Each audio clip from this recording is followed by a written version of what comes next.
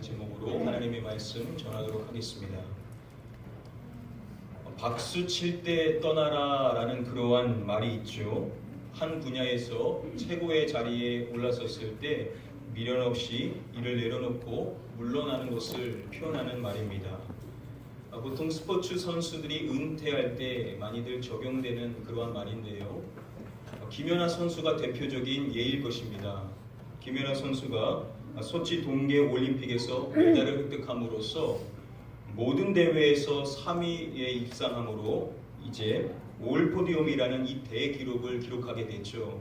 그 대기록을 기록한 이후에 은퇴를 하게 되었던 것입니다. 그러니까 이룰 수 있는 것을 다 이루고 최고의 자리에서 박수를 받으며 그 자리에서 물러났었던 것입니다. 자, 그런데 여러분 생각해 보면요, 꼭 최고의 자리에 올랐었을 때 물러나는 게 쉽냐? 또 그렇지만은 않을 것입니다. 여전히 좋은 기량이 있기 때문에 경력을 계속해서 이어나가고 싶은 마음도 얼마든지 있을 수 있는 것이죠. 그래서 야구 선수 가운데 이승엽 선수는요, 4년 전에 인터뷰할 때 말하기를 나는 단맛 쓴맛 다 맛보고 은퇴할 것이다 라고 그렇게 이야기를 했다고 합니다. 할 수 있는 대로 경력을 좀 더 이어나가기를 원한다 라고 그렇게 이야기를 했었던 것이죠.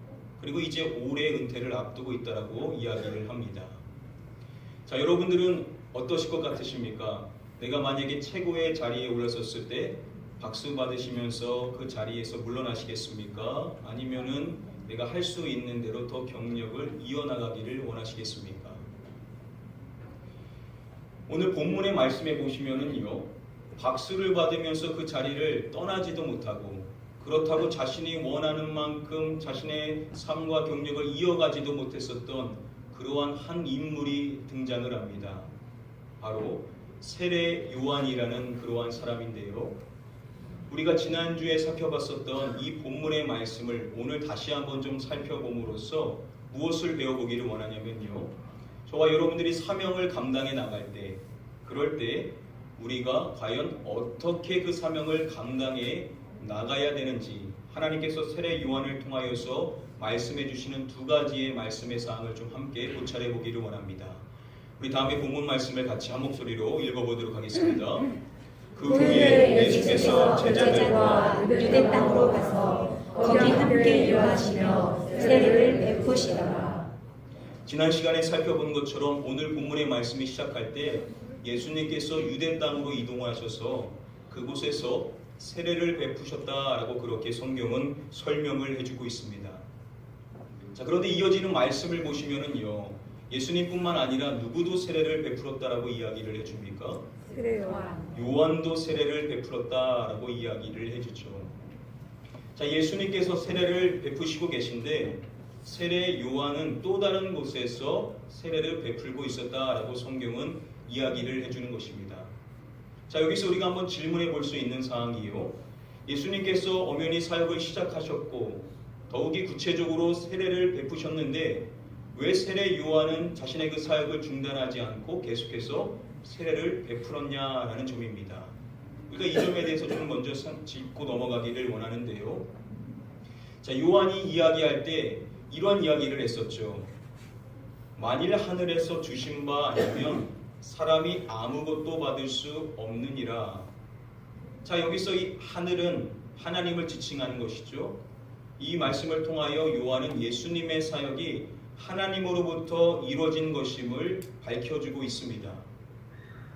자, 그런데 누가복음의 말씀에 보시면은 역으로 예수님께서 이 하늘이라는 단어를 통하여서 세례 요한에 대해, 구체적으로 세례 요한의 세례에 대해 말씀하신 적이 있으셨습니다. 요한의 세례가 하늘로부터냐 사람으로부터냐, 이것은 예수님께서 대제사장들과 서기관들에게 하셨던 질문이었는데요, 예수님께서 그들에게 묻는 것입니다. 너희의 생각에 요한의 세례는 하늘, 즉 하나님으로부터 비롯된 것이냐 아니면 그저 사람에 의하여서 이루어진 것이냐 라고 그렇게 질문을 하셨던 것입니다. 자, 엄연히 그들은 그 세례가 하늘로부터 하나님으로부터 비롯됐다라는 것을 알고 있었습니다. 그런데 그들이 그렇게 답변할 수 없는 것이요, 만약에 그렇게 답변을 해버리게 되면 그들은 세례 요한의 말을 믿지 않았었기 때문에 그를 따르지 않았었기 때문에 결국 그들의 말에 넘어질 수가 있는 것입니다. 자, 그런데 그들이 또 생각하기를 그것이 사람으로부터다라고도 말할 수가 없었습니다. 왜냐하면 당시 백성들 모두는요, 이 요한이 하나님이 보내주신 선지자라는 것을 인정했고, 만약에 그것을 그들이 아니다라고 말해버리게 되면 그들이 자신들을 돌로 칠 것이다 라고 그렇게 그들이 서로 의논을 했었던 것입니다. 자, 이것을 통해서 무엇을 알 수 있냐면요, 당시 모든 사람들은요, 세례가 베풀어졌었던 그 요한의 세례를 어디로부터 비롯된 것임을 알았냐면 하늘, 즉 하나님으로부터 비롯되었다라는 사실을 그들 모두가 다 알고 있었던 사실이라는 것입니다. 자, 그렇다면 오늘 본문의 말씀에서 요한이 세례를 베풀었다라고 이야기하고 있는 이 말씀, 이 세례라는 것은 그냥 그가 하고 싶어서 했었던 것이 아님을 알 수가 있죠. 그의 이 세례는 엄연히 하나님으로부터 비롯된, 즉 하나님께서 그에게 맡겨주신 사명의 일환으로서 이해를 할 수가 있다는 것입니다. 이 점은 요한이 고백했었던 그 말을 통해서도 확인해 볼 수 있는 사항입니다. 요한이 말하기를 나를 보내요 물로 세례를 베풀라 하신 그이라고 이야기합니다. 자, 자신이 누군가로부터 보냄을 받았고 자신을 보내어 물로 세례를 베풀라라고 명령하셨던 분이 있으시다는 것입니다. 자, 그분이 누군지 1장의 말씀은 명확하게 밝혀주죠. 하나님께로부터 보내심을 받은 사람이 있으니 요한이라. 자, 요한을 보내셔서 세례를 베풀도록 명하셨던 분은 누구냐면 바로 하나님이라는 것입니다. 그는 하나님께서 명해주신 일로서 그 세례를 계속해서 베풀고 있었다라는 것을 살펴볼 수가 있는 것입니다. 그가 했었던 일들은요, 다 예수 그리스도를 위한 일이었고 그 예수 그리스도를 위하여서 그는 세례를 베풀었다는 것입니다. 그래서 그가 고백했었던 다음의 말씀에 보시면은 나도 그를 알지 못하였으나 내가 와서 물로 세례를 베푸는 것은 그를 이스라엘에 나타내려 함이라 하니라 라고 성경은 이야기해 줍니다. 자, 내가 와서 물로 세례를 베푸는 것은 자신이 왜 지금 세례를 베푸는지 그 이유를 그가 고백하고자 하는 것입니다. 그 이유는 무엇이냐면 그를, 즉 예수 그리스도를 이스라엘에 나타내려 함이라 라고 그렇게 밝혀주고 있습니다. 그가 세례를 베푸는 이유는 다른 이유가 아니라는 것이죠. 그가 세례를 베푸는 이유는 예수 그리스도를 이스라엘 사람들에게 나타내고자 하는 그 목적으로 그는 세례를 베풀고 있음을 그는 밝혀주고 있다는 것입니다. 그의 머리 안에는 누구만 있는 것이냐면 바로 예수 그리스도만 있는 것입니다. 그분을 위하여서 세례를 베푸는 것이고 그분을 증언하는 것이 그의 사명이었음을 알 수가 있는 것이죠. 그래서 오늘 본문 말씀에도 보시면은 내가 말한 바 나는 그리스도가 아니요 그의 앞에 보내심을 받은 자라고 하는 것을 증언할 자는 너희니라 라고 이야기합니다.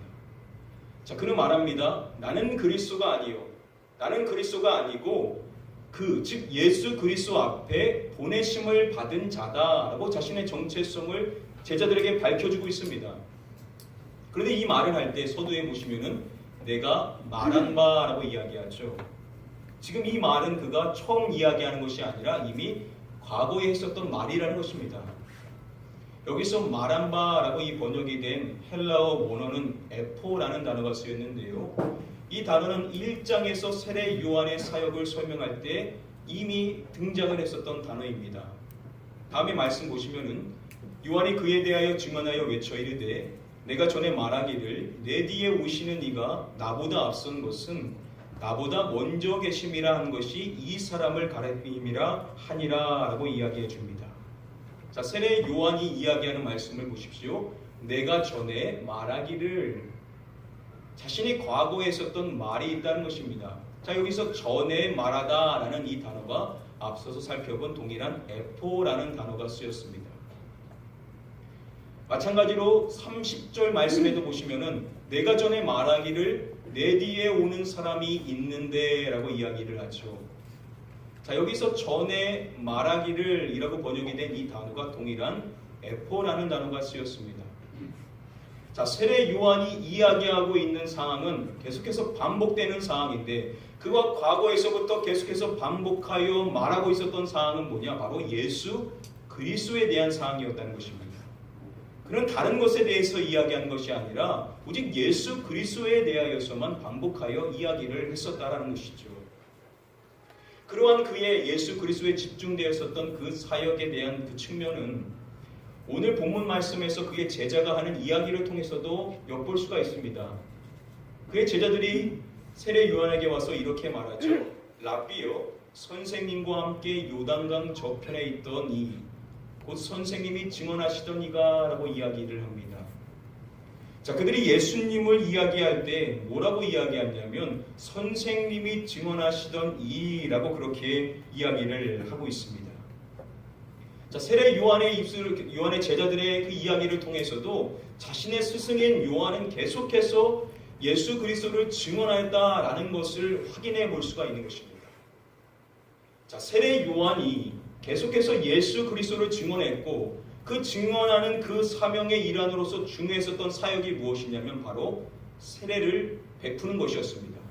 이 세례를 베푸는 것은 자신의 세력을 확장하기 위한 것이 아니라 예수 그리스도를 이스라엘에게 나타내려 했었던 그러한 목적으로서 이 세례를 베풀었다는 것이죠.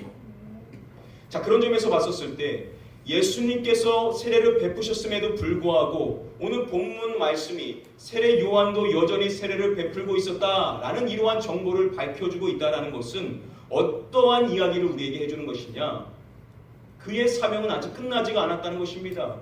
그의 사명은 계속해서 이어져야만 했었고 자신의 그 사명을 감당하기 위하여서 계속 세례를 베풀고 있었음을 오늘 성경은 이야기를 해주고 있다는 것입니다.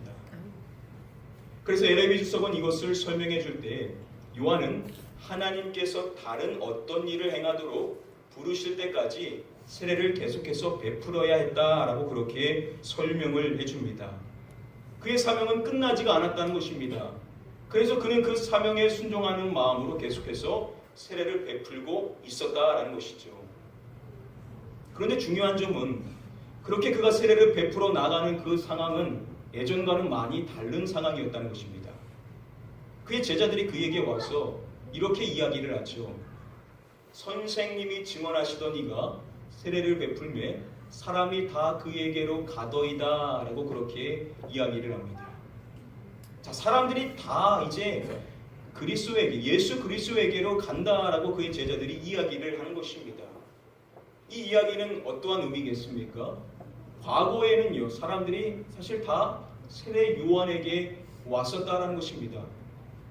그래서 실제로 말씀해 보시면은 사람들이 다 요한에게로 나아가서 세례를 받았다라고 밝혀지죠. 과거에는요, 모든 사람들이 다 세례 요한에게 왔습니다.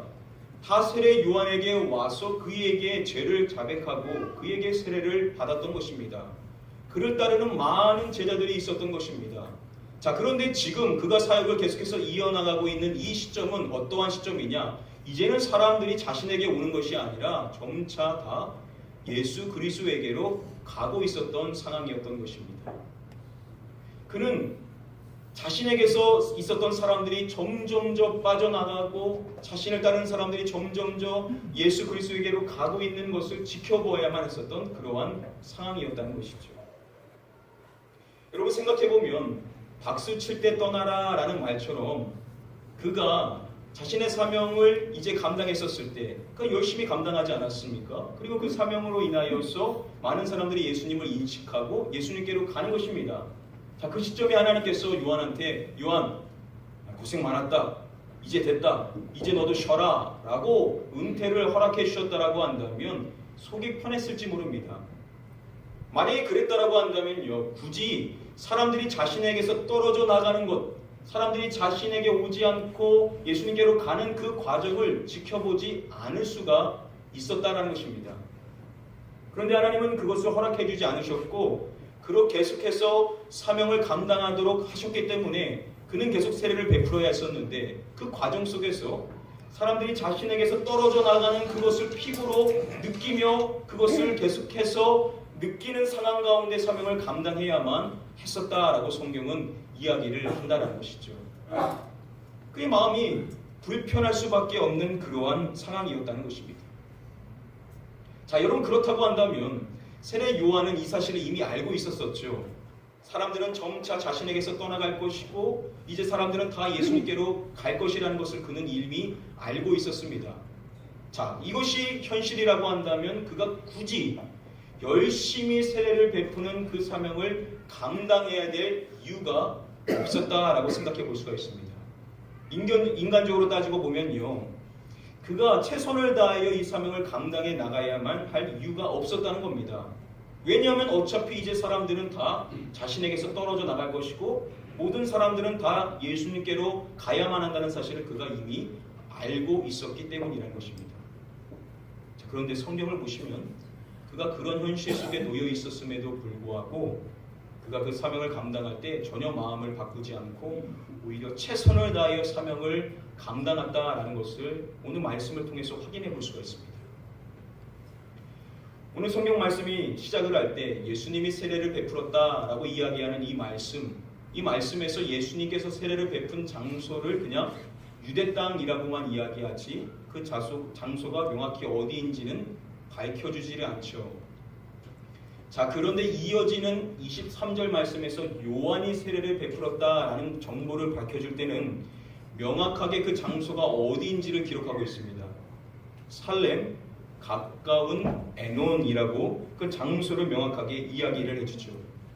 자, 그냥 에논이라고 이야기를 해줘도 될 텐데 살렘 가까운이라는 말을 덧붙임으로써 그 장소를 명확하게 해주고 있다는 것입니다.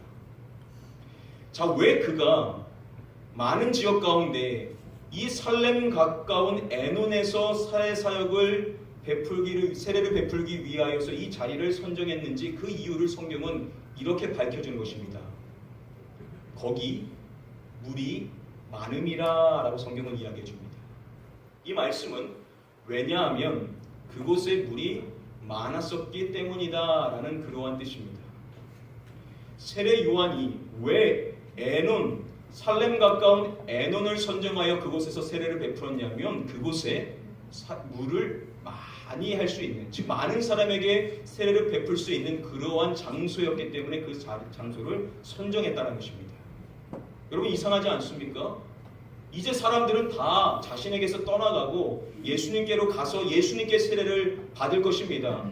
자, 그런 사실을 알고 있었음에도 불구하고 그는 어떠한 장소를 선정했냐면 물이 많은 지역 그 자리를 선정하여서 세례를 베풀었다는 것은 그가 이 사명을 이어나가는 이 순간에도 그의 마음이 바뀌지를 않았다는 것입니다. 그는 최선을 다하여 자신에게 오는 그 모든 사람들에게 세례를 베풀기 위하여서 물이 많은 지역을 선정했다라고 이야기함으로써 그가 사명을 이어나갈 때 어떻게 그 사명을 이어나갔다라고 성경은 이야기를 해주신 것이냐, 그는 끝까지 마음 변치 않고 최선을 다하여 그 사명을 감당했다라고 우리에게 말씀해 주고 있다는 것입니다. 바로 이것이 오늘 본문 말씀을 통하여 하나님께서 우리에게 주시는 우리가 어떻게 사명을 감당해 나가야 되는지 첫 번째로 주시는 말씀의 가르침입니다. 저와 여러분들이 사명을 감당해 나갈 때 어떨 때는 우리의 영향력이 이제 감소될 때가 있습니다.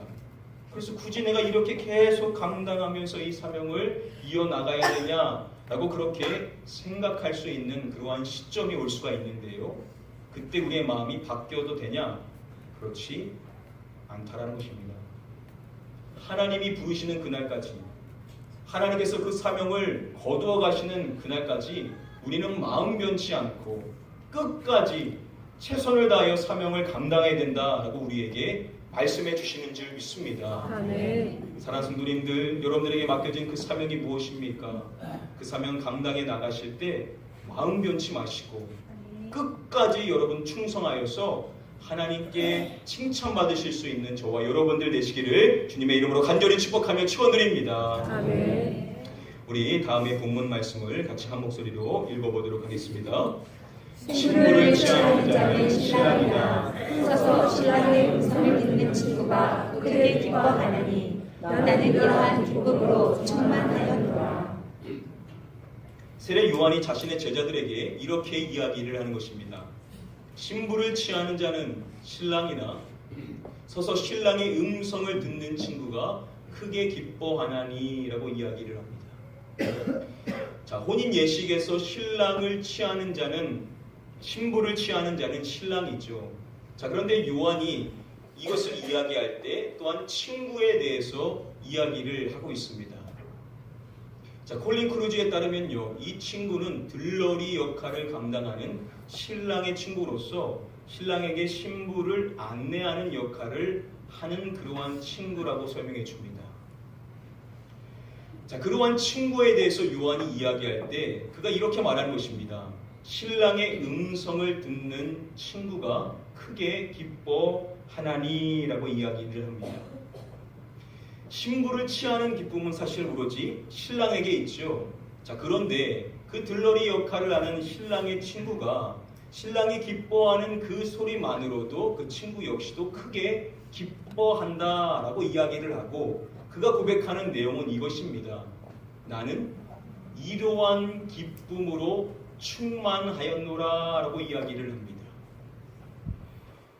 신부를 취하는 기쁨은 오로지 신랑의 것이지만 그 신랑의 기쁨을 자신의 기쁨으로 여기는 그 음성만으로 기뻐할 줄 아는 그러한 신랑의 친구와의 그 기쁨이 자신에게도 있다. 그런데 그것을 설명할 때 그 기쁨이 충만하다라고 그렇게 그는 이야기를 하고 있는 것입니다. 그러니까 그의 마음 안에는요, 기쁨이 막 샘솟는 것입니다. 그래서 아무리 사람들이 자신에게서 떨어져 나간다 하더라도 자신의 영향력이 계속해서 감소된다 하더라도 그게 별로 문제시 여겨지지를 않는다는 것이죠. 마음의 기쁨이 있으니까 그 기쁨으로 이 사명을 감당해 나갈 때 자신은 그것이 전혀 문제로 여겨지지 않고 계속해서 그 사명을 감당해 나갈 수 있었음을 그는 고백을 하고 있다는 것입니다. 저와 여러분들도 그렇죠. 막 사명을 감당해 나갈 때 우리 안에 막 기쁨이 있으면 즐거움이 있으면요, 누가 뭐라고 해도 자원하는 마음이 있으니까 열심히 사명을 잘 감당해 나갈 수가 있습니다. 왜냐하면 내 안에 샘솟는 마음이 있으니까 환경에 좌지우지 되지를 않는다는 것이죠. 우리가 이렇게 사명을 감당해 나가야 되는데, 그런데 여러분 생각해보면 우리가 사명을 감당할 때 항상 이렇게 우리 안에 기쁨이 샘솟냐? 그렇지 않을 때도 있지 않습니까? 어떨 때는 전혀 기쁨의 마음이 없습니다. 별로 하고 싶은 마음이 전혀 없을 수 있는 그러한 상황에 놓일 수가 있다는 것이죠. 그러면 여러분, 그러한 상황에 놓였었을 때 우리가 어떻게 해야 하냐는 것입니다. 기쁠 때만 자원하여 순종하고 기쁘지 않을 때는 그냥 그거 내려놔야 되냐? 우리가 그 부분에 대해서 좀 같이 살펴보기를 원합니다. 자, 요한이 내 기쁨이 충만하였다라고 이야기하고 이 이야기를 맺지를 않습니다. 그가 마지막으로 오늘 본문 말씀에 이야기하는 사항은 다음에 30절의 말씀인데요. 우리 같이 한번 다음의 말씀 한 목소리로 읽어보도록 하겠습니다. 그는 흥하여야 하겠고 나는 슬하여야 하리라. 그가 자신의 기쁨이 있음을 이야기하고 마지막으로 하는 이야기가 바로 이것입니다. 그는 흥하여야 하겠고 나는 쇠하여야 하리라 라고 이야기를 하는 것입니다. 즉 예수 그리스도께서는 계속해서 흥하셔야만 하고 자신은 계속해서 약해져야만 한다라고 그렇게 그는 이야기를 하고 있다는 것입니다. 그런데 중요한 것은 여기서 그가 고백할 때 하겠고 라고 이야기하는 이 단어를 원어로 보시면은 내이라는 단어가 쓰였습니다. 이 단어는 어떠한 뜻이냐면 반드시 뭐뭐해야 한다라는 그러한 뜻입니다. 신적 필연성을 이야기하는 것으로서 하나님의 뜻대로 되어야만 한다라고 고백할 때 그러한 단어로 쓰이는 단어가 바로 이 데이라는 단어입니다. 자, 그래서 카리스 종합주석은 세례 요한이 이 단어를 통하여 고백하고 있는 내용이 무엇이냐? 하나님의 뜻으로서 자신은 그 뜻에 순종할 수밖에 없음을 고백하는 것이다 라고 그렇게 설명을 해주고 있습니다. 자신이 약해지고 예수님께서 계속해서 흥하게 되는 것, 예수님께 더 많은 사람이 붙어지고 자신에게서는 사람이 떨어져 나가는 것, 그것은 하나님의 뜻으로서 자신은 그 뜻에 순종할 수밖에 없는 자다라고 그렇게 그가 마지막으로 이 이야기를 하고 있다는 것입니다. 자, 그는 앞서서 기쁨을 이야기했습니다. 좋아서 한 것입니다. 자, 그런데 그가 이렇게 이야기하고 그 말을 끝내는 것이 아니라 데이라는 단어를 씀으로써 이것이 하나님의 뜻이다. 그래서 나는 그 뜻에 따라야만 한다라고 이야기를 함으로써 우리에게 무엇을 이야기해 주신 것입니까? 우리 안에 기쁨이 샘솟을 그때만 우리가 이 사명을 이어가는 것이 아니라는 것입니다. 우리에게 그 기쁨이 있을 때도 기쁨으로 그 사명을 감당해 나가야 되지만 그 기쁨이 없다 하더라도 우리는 어떻게 그 사명을 감당해 나가야 되냐? 하나님의 뜻에 순종하는 마음으로 우리는 계속해서 그 사명을 이어나가야 된다라고 우리에게 말씀해주고 있다는 것입니다. 아멘. 바로 이것이 오늘 본문 말씀을 통하여서 두 번째이자 마지막으로 배워볼 수 있는, 우리가 사명을 감당할 때 이렇게 감당해야 된다라고 하나님께서 우리에게 말씀해 주시는 사항입니다. 여러분, 기쁨이 있을 때만, 자원하는 마음이 있을 때만 우리가 그 사명을 열심을 다하여 감당해 나갈 것이 아니라, 혹 그러한 마음이 없다 하더라도 나에게 이 맡겨주신 이 사명은 하나님의 뜻이기 때문에 그 뜻에 순종하는 마음으로 저와 여러분들은 끝까지 최선을 다하여 이 사명을 감당해야 된다라고 우리에게 말씀해 주시는 줄 믿습니다. 아멘. 사랑하는 성도님들, 여러분들에게 맡겨진 그 사명이 무엇입니까? 때로는 그 사명을 감당해 나갈 때 힘드실 때 있죠. 자원하는 마음이 전혀 없을 때가 있습니다. 계속 이거 해야 되냐라는 의구심이 들 때가 있습니다. 여러분, 그때 하나님이 우리에게 주시는 말씀이 바로 이것입니다.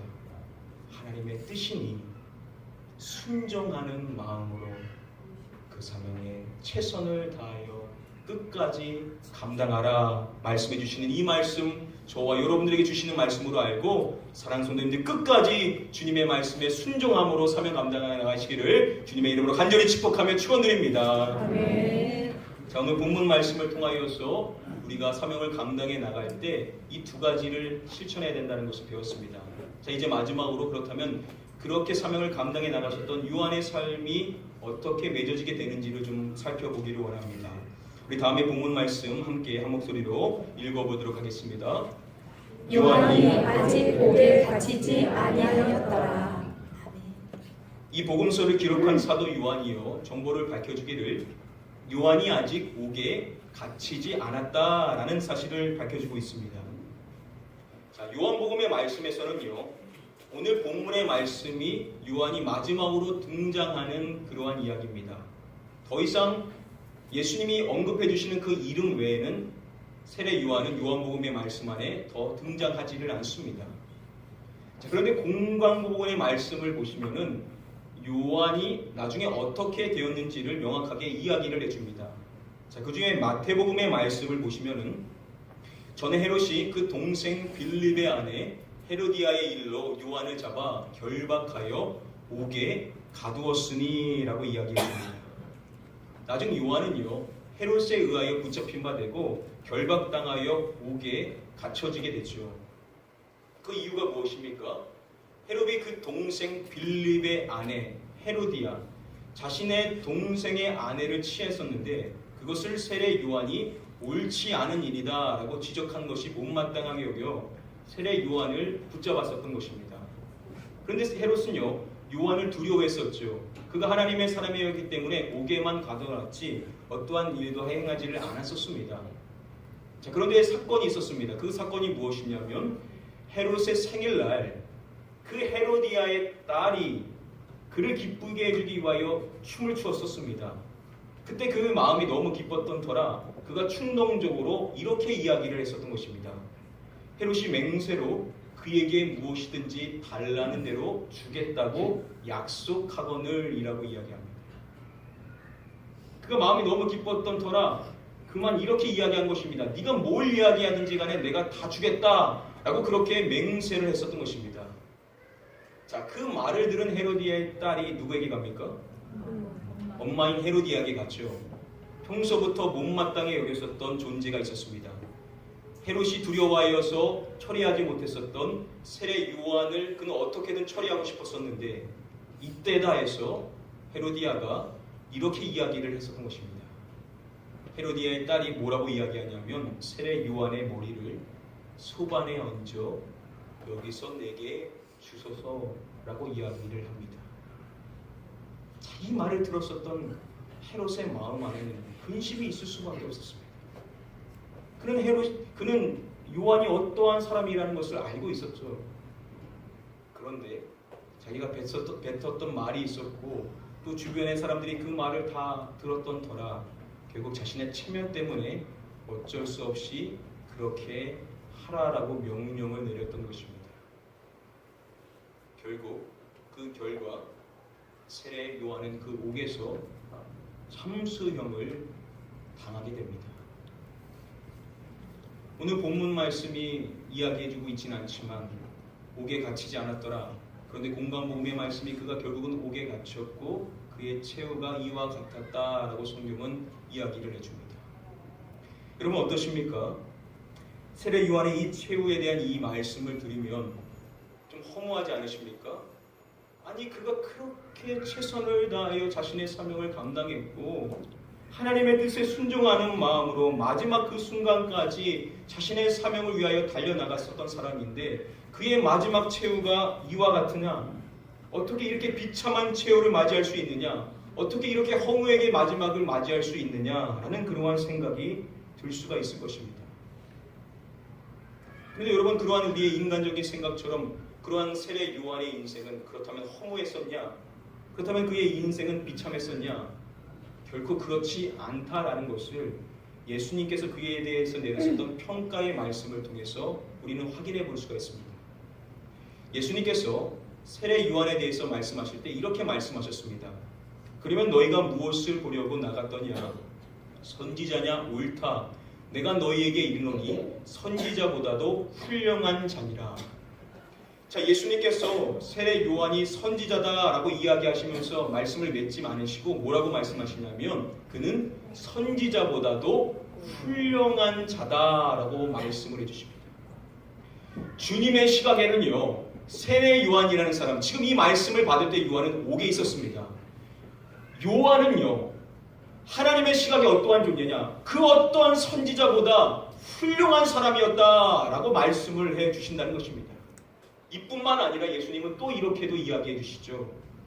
내가 너희에게 말하노니 여자가 낳은 자 중에 요한보다 큰 자가 없도다라고 말씀해 주십니다.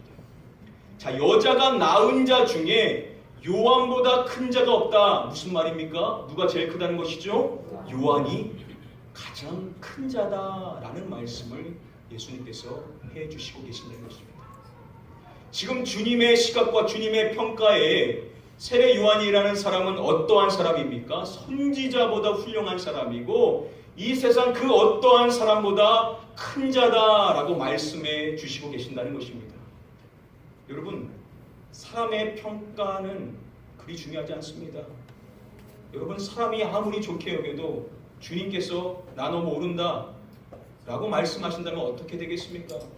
우리에게 있어서 가장 중요한 것은 주님이고 그 주님의 평가가 가장 중요한데 자신의 사명을 감당해 나갈 때 최선을 다하고 자원하는 마음이 없을 그 순간에도 하나님의 말씀에 순종함으로 사명을 감당했었던 그러한 사람을 예수님께서는 어떻게 말씀하시냐? 선지자보다 훌륭한 사람이고 이 사람이야말로 가장 큰 사람이다 라고 말씀해 주신 것을 봤었을 때 사랑하는 성도님들, 사람이 우리에게 뭐라고 말하든지 간에 저와 여러분들은 이 사명을 감당해 나갈 때 오직 주님만 바라보고 끝까지 충성하는 자가 되어야만 될 줄 믿습니다. 사랑하는 성도님들, 여러분들이 맡겨진 그 사명 감당해 나가실 때 흔들리는 상황에 놓일 수가 있습니다. 그때 꼭 기억하십시오. 내가 평가하는 훌륭한 사람, 내가 평가하는 큰 자는 누구냐? 사명을 감당하되 사람 보지 않고 끝까지 충성함으로 사명 감당하는 자다라고 말씀해 주시는 이 주님의 말씀 꼭 기억하시고 여러분들 남은 생에 사명 감당해 나가실 때 끝까지 충성하시는 저와 여러분들 되시기를 주님의 이름으로 간절히 축복하며 축원드립니다. 오늘 말씀 정리해 드림으로써 말씀 맺도록 하겠습니다. 오늘 요한복음 3장 22절부터 30절까지 말씀, 지난 시간에 이어서 다시 한번 살펴봤었을 때 우리가 사명 감당할 때 어떻게 감당해야 되냐, 오늘 말씀을 통해서 두 가지를 함께 살펴봤었습니다. 먼저 첫 번째는 무엇이냐면 우리는 끝까지 최선을 다하여 우리에게 맡겨진 사명을 감당해 나가야 된다라고 우리에게 첫 번째로 말씀해 주시고 계십니다. 여러분, 사람 마음은 바뀌기가 쉽습니다. 마음이 흔들리기가 쉽고 첫사랑이 이뤄짐으로써 그렇게 열심을 했었던 그 마음이 식을 수가 있습니다. 그러나 여러분, 하나님이 인정하시는 사람은 마지막 그 순간까지 마음 변치 않고 최선을 다하는 사람이다 라고 우리에게 첫 번째로 말씀해 주시는 것입니다. 또한 두 번째로 중요한 사항은 우리 안에 기쁨이 있을 때만, 자원하는 마음이 있을 때만 그 사명을 감당해 나가는 것이 아니라 우리는 무엇을 기억하냐? 그렇지, 이것은 하나님의 뜻이고 나는 이 하나님의 뜻에 순종함으로 이 사명 감당해 나가야 되지. 우리의 마음이 식어지고 우리의 마음이 시험에 들 때 우리는 하나님의 뜻을 기억하고 이 뜻에 순종하는 마음으로 끝까지 최선을 다하여 사명 감당해 나가야만 될 줄 믿습니다. 여러분, 이 사실 꼭 기억하시고 하나님께 순종하는 마음, 주님의 평가를 기대하는 그 마음으로 여러분들의 남은 생애를 잘 달려나가심으로써 주님이 여러분들을 칭찬하시고 주님이 여러분들을 세워주실 수 있는 그러한 축복된 성도님들 다 되게 되시기를 주님의 이름으로 간절히 축복하며 축원드립니다. 우리 시간에 같이 한번 기도하겠습니다. 이 시간 기도하실 때 하나님, 우리에게 맡겨진 이 사명 감당해 나갈 때 사람 보지 않고 주님만 바라보며 주님의 뜻에 순종함으로써 최선을 다하여 이 사명 맡겨진 것 끝까지 완수하기를 원합니다. 주여, 제 마음을 붙잡아 주시옵소서. 우리 사랑하는 마음으로 우리 사명을 감당할 때 우리의 마음을 붙잡아 달라고 같이 한번 통성으로 합심하여 기도하도록 하겠습니다. 기도합니다.